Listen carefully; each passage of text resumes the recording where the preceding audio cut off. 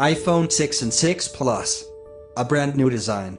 Apple has varied its designs over the years, from the rounded back of the original iPhone to the flat design of the 5S. Today, for the first time, we've got two different sizes in the same generation, and they're coming with plenty of other changes.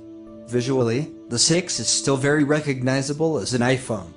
But now the glass front melts into the curved all-metal sides on both models, and they're thinner than previous iterations, with a significant size bump for even the small model.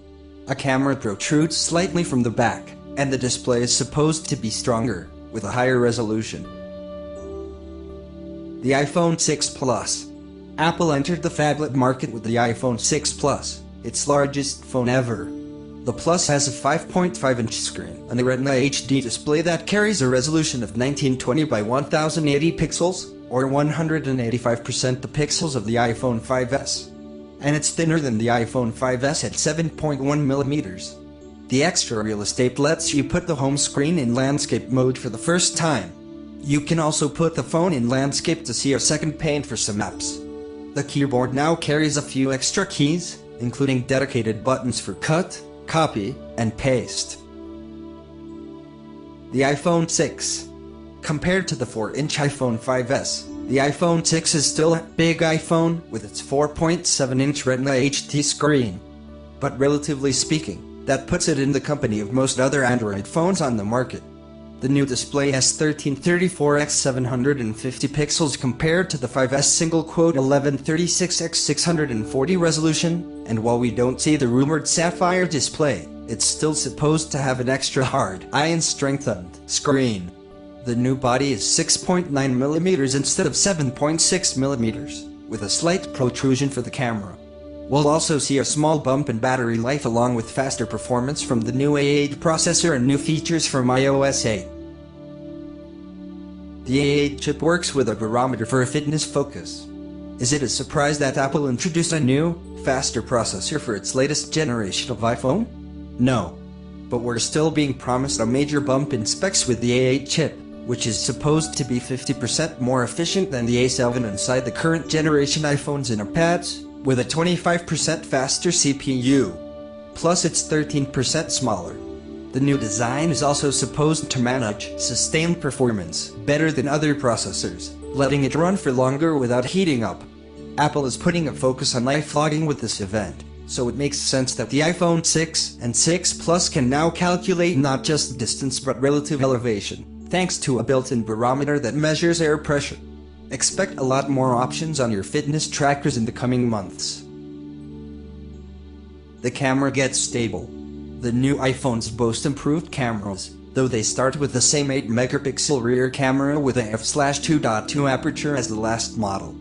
But the sensor has been upgraded, and the next-generation eyesight sensor has what Apple is calling focus pixels. Those pixels offer DSLR-like phase detection autofocus, which is supposed to be twice as fast as the 5S. And now it's easier to take high dynamic range (HDR) photos. Both iPhones can take HDR shots with a single click of the shutter, rather than a series of shots, as before. Apple has also brought back True Tone Flash, which, like the last model, uses two different LEDs to attempt to match the color temperature for better flash photos. They shoot video at 1080p at 30 or 60 frames per second, and can do slow-motion video at 240 frames per second. Your panoramas can be up to 43 megapixels, and the iPhone 6 Plus has optical image stabilization to account for shaky hands. Prices start at $199, available in gray, white, and gold. The iPhone 6 starts at $199 for 16 GB and goes to $399 for 128 GB. The 6 Plus starts at $299 for 16 GB and goes up to $499 for 128 GB. Both are available in the current Space Gray, White, and Gold models. The iPhone 5C is now free with a 2-year contract. You can pre-order the phones Friday, and they ship September 19th. iOS 8 is available on September 17th. Apple didn't spend much time talking about any new features in the latest version of its mobile operating system, iOS 8. but it announced that it will be available as a free upgrade on September 17th, 2 days before the launch of the iPhone 6 and 6 Plus. Apple Pay. How Apple Pay works. Apple, like every other phone manufacturer, has been trying to replace your wallet for a long time. But attempts to do this have mostly failed, and Apple has stayed away from the most widely accepted method, NFC payments. That's all changed with Apple Pay. There's now an NFC antenna at the top of the iPhone, which means Apple Pay will function anywhere that something like Google Wallet would work.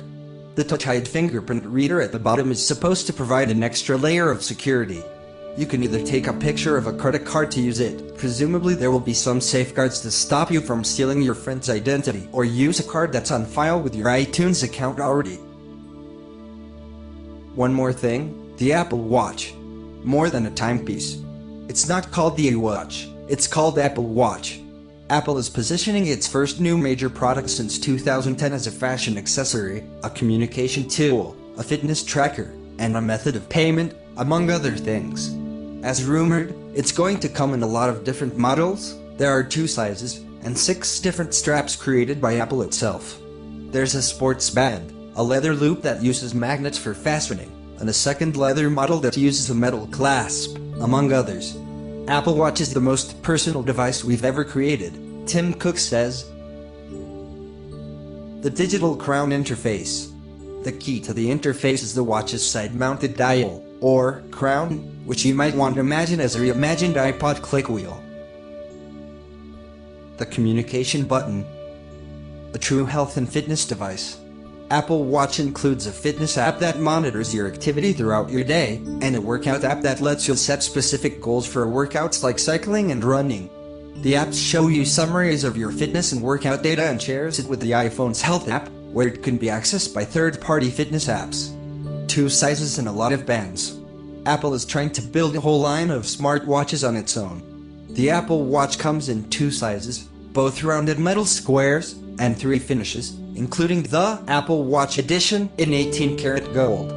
Beyond that, it's got 6 different kinds of swappable band, made of everything from leather to plastic to stainless steel.